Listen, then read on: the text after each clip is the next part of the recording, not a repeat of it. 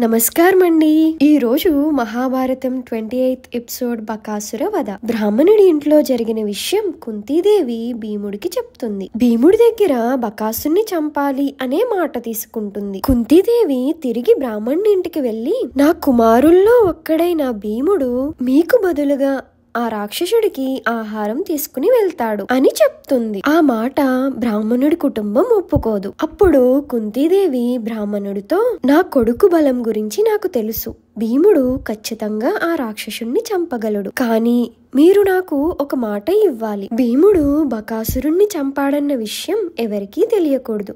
కేవలం ఈ ఊరికి మాత్రమే పరిమితం కావాలి. కుంతీదేవి తన మనసులో, ఒకవేళ భీముడు బకాసురుణ్ణి చంపాడన్న విషయం తెలిస్తే కౌరవులకి పాండవులు బ్రతికే ఉన్నారన్న విషయం తెలిసిపోతుంది.